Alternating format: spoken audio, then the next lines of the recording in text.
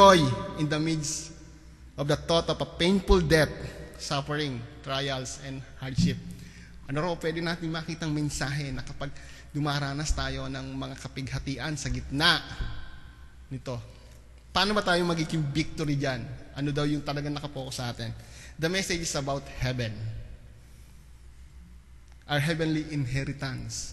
Ang sarap na sinasabi makarating ka ng langit, libre, walang bayad. And our living hope, ang ating pag-asa, ito yung pinangako ng ating Diyos.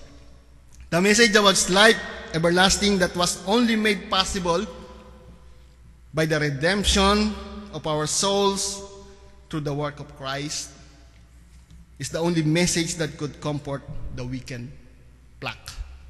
Sa mga nangihina na mga tupa, sa mga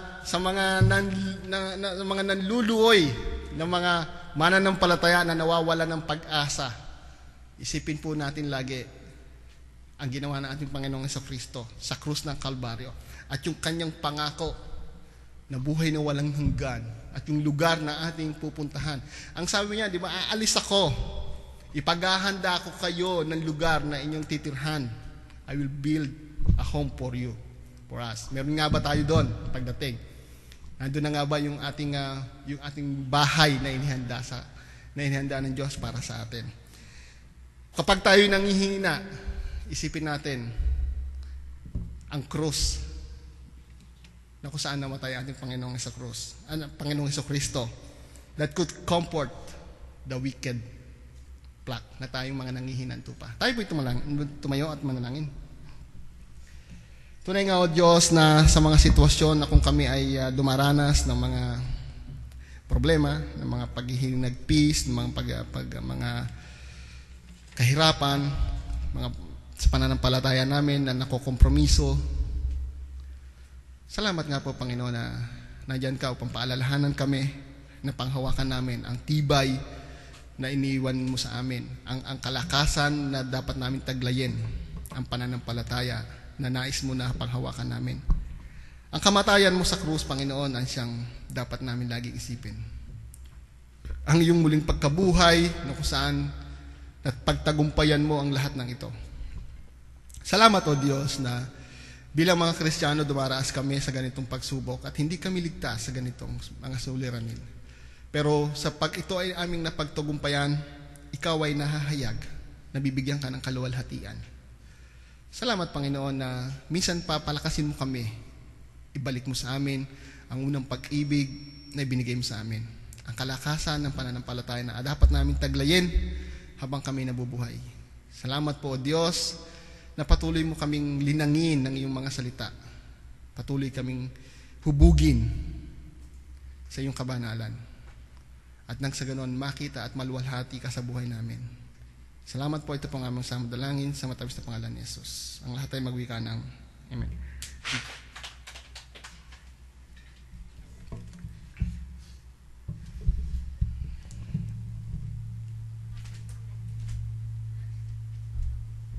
Amen. Napakabuti ng ating Panginoon sa atin. Amen.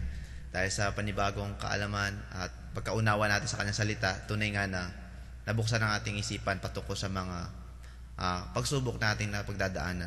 Na kung saan ang mga pagsubok na ito hindi natin pinanghawakan bilang mga sumpa sa atin, kundi ginagamit natin to upang lalo po nating maunawaan ang Diyos ay mabuti sa atin. Amen? Kaya palakpakan po natin ating Diyos. At bago tayo dadako sa panibagong yugto ng ating gawain, at welcome naman po natin ating kapatid na sinong nagsama sa kanya. Pakilala naman po siya rito sa harapan para baka po makita po namin kayo sa labas, di po kayo namin kakilala. Kaya para bilang kakapatid sa pananampalataya, nandun yung kagalakan na nagkakakilala po tayo. Yung pangalan po natin, yung kumpanya, kung saan kumpanya po tayo, tagasan tayo sa Pinas, yun. Huwag na po yung buy data natin.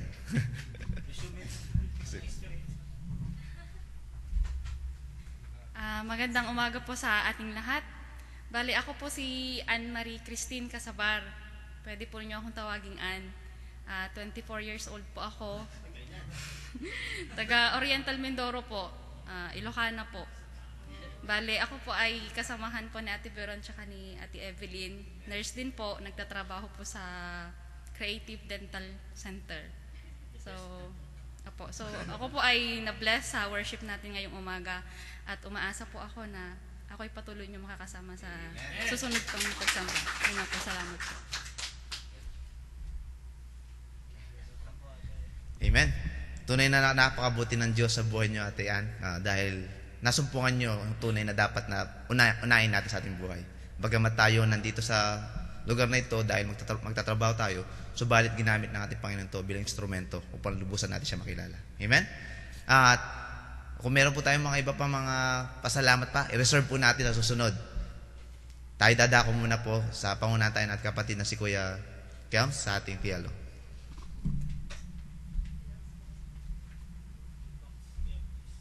Good morning sa lahat.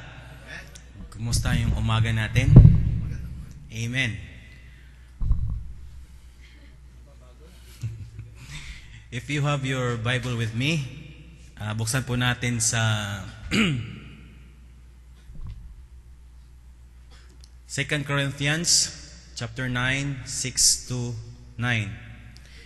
Remember this, whoever sows sparingly will also reap sparingly, and whoever sows generously will also reap generously.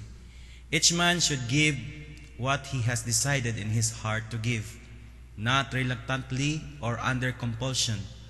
For God loves a cheerful giver, and God is able to make all grace abound to you, so that all things at all times, having all that you need, you will abound in every good work. And it is written, He has scattered abroad His gift to the poor. His righteousness endures forever. Amen. Mga kapatid, tayo pong lahat gustong-gusto po tayong mabiblessed. Amen. Gusto natin na palaging makatanggap ng mga pagpapala. Subalit, paano po tayo makatanggap if tayo hindi nagbibigay? Naalala po ba ninyo yung storya sa Biblia ng yung babaeng ano yon? Balo, na may isang taong dumating sa bahay niya humingi ng pagkain. Sabi niya, bigyan niyo ako ng pagkain, ako po'y gutom na. Sabi po ng babae na balo, ay ito po'y para na lang po sa amin itong pagkain na ito, at ito po'y huling hapunan na po namin. At pagkatapos nito'y wala na kaming makain. Pero nakikita po doon yung kanyang puso na sinasabi dito, a cheerful giver, na mapagbigay. So pinapasok na yung lalaki, pinakain niya. So nakita po natin doon yung miracle ni Lord na ginawa niya sa kanyang buhay. Na yung pagkain na kanyang sinasabing huling hapunan, ito'y na-expand pa at na-multiply pa. So gusto po ba, mangyari po ba sa atin ng ganon na mga miraculous, mga kapatid? So, magbigay po tayo. Amen. Magbigay po tayo na hindi na napilitan. Magbigay po tayo na galing sa ating puso. Amen. Hallelujah. Sabi nga ni God loves a cheerful giver. Amen. At ako rin mag-special number. I need help, please.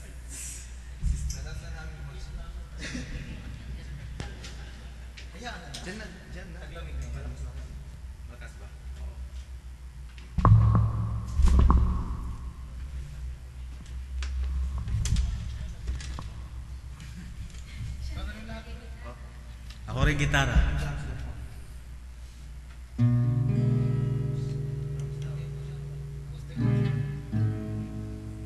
Sound, please.